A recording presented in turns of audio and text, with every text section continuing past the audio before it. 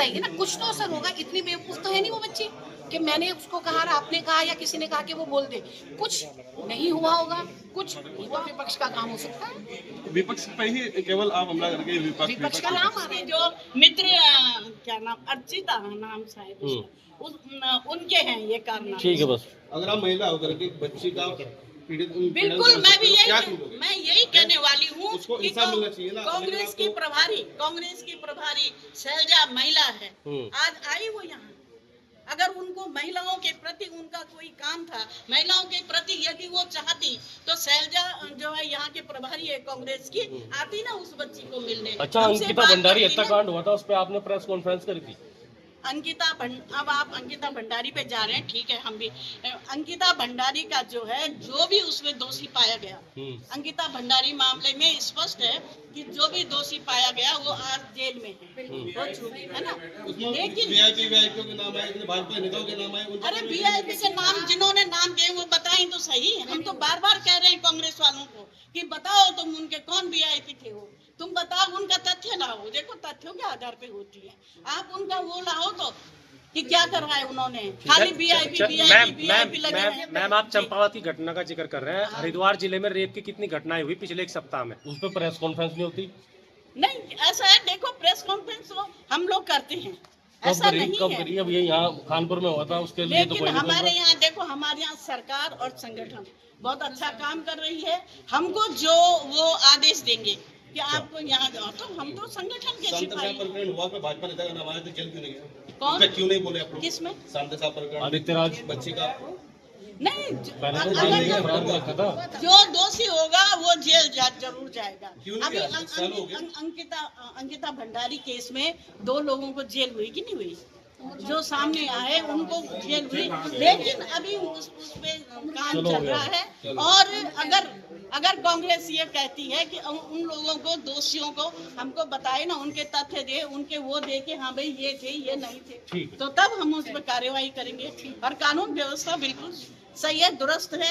और इस मामले में भी, इस बिटिया के मामले में भी हमें भी बहुत दुख है, हमारे भी आंसू आते हैं कि हमारी बच्ची है, छोटी बच्ची है। और अगर इस मामले में कोई भी आगे मतलब कोई भी दोषी पाया जाता है तो हमारी सरकार उनको बिल्कुल सलाखों के पीछे धकेले। जिलाध्यक्ष जी खुद बयान दे चुके हैं कि उसे उसके दोस्तों के द्वारा बरगलाया गया, बहकाया गया, और उसे किस तरह की बात ये चली, वो लड़की कह चुके मेरे साथ कुछ नहीं हुआ।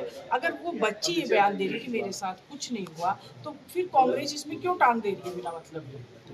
दूसरी बात, आपने कभी खानपुर की बात करी, खानपुर में जो हुआ, हम उस लड़की के घर गए, हम उससे मिले, उसकी डॉक्टरी जो उसकी हुई है, मेडिकल जांच हुई है, वो भी हमने देखी, और हम उन्हें पूरा भरोसा दिला के आए हैं कि भाई आपके साथ हम खड़े हैं। अगर हाई कोर्ट सुप्रीम कोर्ट तक लड़ना होगा, आप उनके घर जाके ये बात जानकारी ले सकते हैं कि हम उन्हें ये आश्वासन दे के आए थे कि, क्योंकि वो पकड़े भी गए थे, 2 या 3 लड़के तो साथ के साथ पकड़े भी गए, लेकिन आगे जो कानूनी प्रक्रिया होगी हम उन्हें भरोसा दे के आए थे कि हम आपके साथ हैं।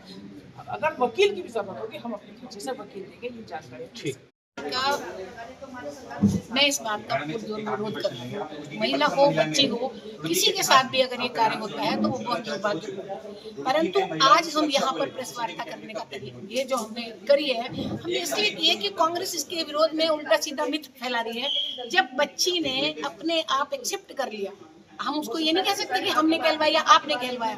जब उसने खुद बयान दे दिया, सोशल मीडिया में वो अपनी आप बाइट दे रही है सबको, और उसकी वीडियो चल रही है, तो आप ये बताइए कि हम लोग भारतीय जनता पार्टी कहाँ से इसमें इन्वॉल्व होगी?